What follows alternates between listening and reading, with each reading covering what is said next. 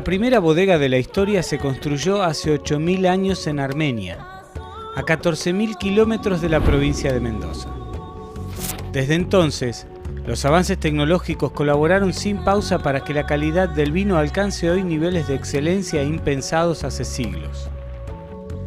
Muchos de los últimos aportes en materia de producción vitivinícola vinieron de la mano de una de las ramas más jóvenes de la arquitectura y sus nuevas tendencias constructivas: la arquitectura del vino.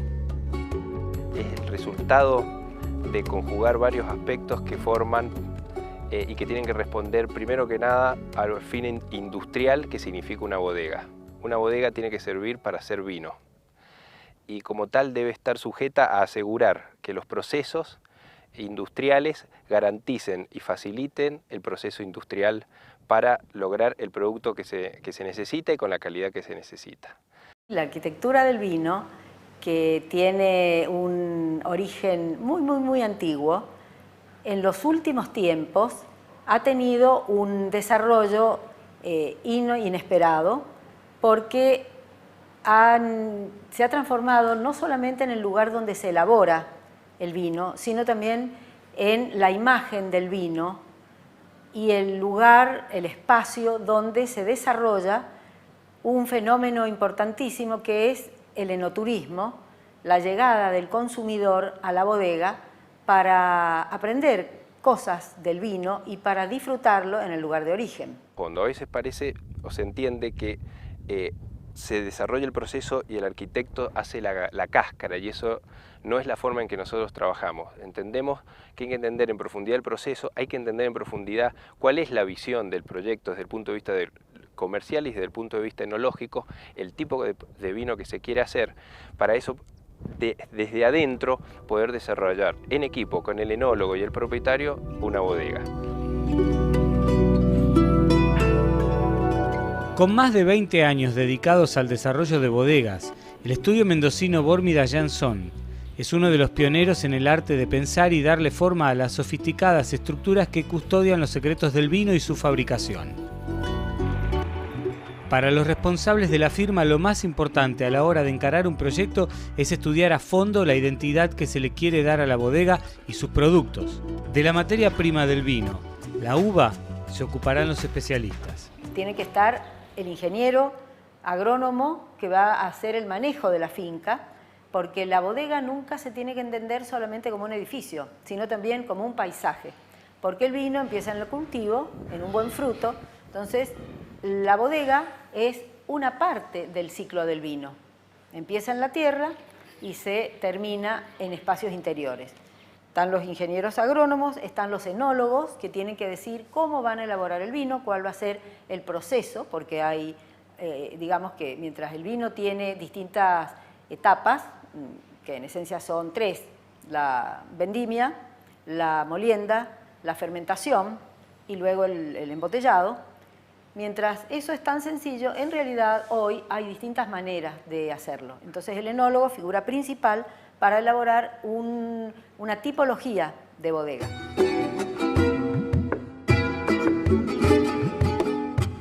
Esta es una de las bodegas emblemáticas y modelo en su tipo, creada por los arquitectos Eliana Bórmida y Mario Jansson. Está ubicada en el departamento de San Carlos, a 130 kilómetros de Mendoza capital. Fue construida en el año 2002 y está situada en una finca de 263 hectáreas. Y estamos en lo que le llamamos la terraza de vendimia, que es donde se inicia el proceso de vinificación. Como vemos ahí a mi izquierda, las rampas permiten el acceso y descenso de los tractores o pequeños camioncitos que vienen con un acoplado con cajas plásticas de uva cosechada a mano. Se bajan esas cajas con uva, empieza el proceso de selección de granos a través de cintas que ahora no están armadas porque no estamos en la época de vendimia. Se hace una selección de granos, primero de racimos, posteriormente de granos. Es importante ahí tener en cuenta que la selección es manual, ¿no? Y muy artesanal. Y una vez que se ha hecho eso, a través de una serie de cintas, se llena un pote con ruedas que permite desplazar los granitos de uva hasta la boca del tanque. Dentro del proceso de elaboración hay una gran innovación que es la gravedad, el proceso gravitacional, que significa no emplear bombas para trasladar el vino, lo que empieza siendo el jugo, el mosto, y eliminando las bombas se necesita que el vino vaya pasando de una etapa a la otra, de un espacio al otro, por gravedad. O sea que tiene que ser bodegas con escalones, o si no, bodegas donde hay algunos elementos, algunas máquinas que suben los potes con uva y los van a colocar adentro de los tanques.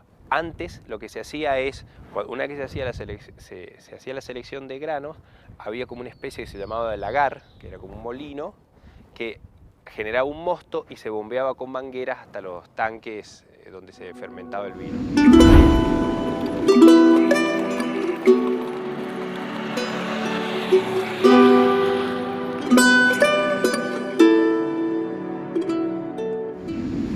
Durante las últimas décadas, las bodegas dejaron de ser un simple centro de producción para convertirse en una experiencia cultural, que en el caso de Mendoza convoca a miles de turistas anualmente. Un hecho que ante cada nuevo proyecto obliga a los arquitectos a diseñar espacios que puedan ser visitados con tranquilidad y no interfieran con el proceso de elaboración del vino.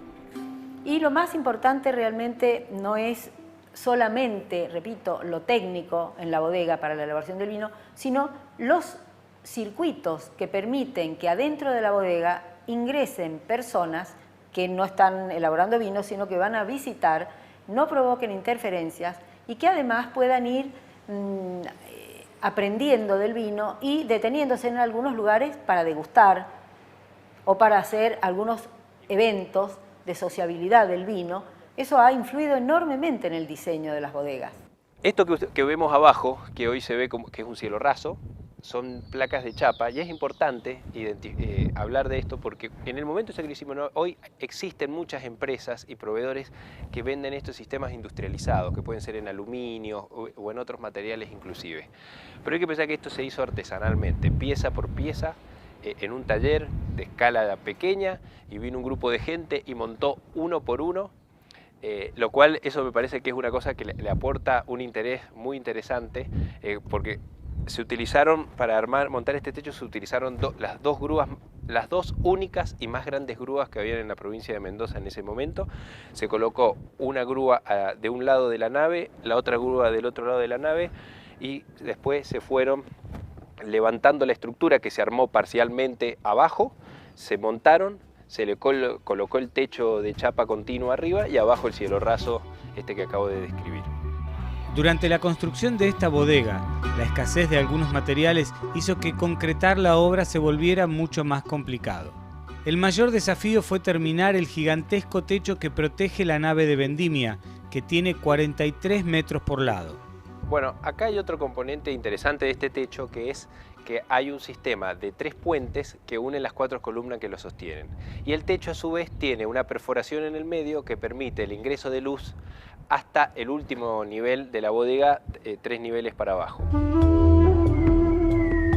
El propósito de la perforación es llegar con luz al interior de la bodega y de esa manera promover el ahorro de energía del edificio, ¿no? La idea de techar la terraza de vendimia surgió de considerar la realidad de quienes trabajan aquí en época de cosecha, en pleno mes de febrero. Es así que en lugar de diseñar un sitio cerrado, el estudio Bórmida y Jansón pensó un espacio que además funcione como mirador en todo su perímetro, con una gigantesca sombrilla de acero que no tape la vista del entorno. De modo que la gente que trabaja tiene una calidad de trabajo maravillosa, porque es un espacio ventilado, sombreado y ventilado, y la gente que visita tiene una vista panorámica también impresionante.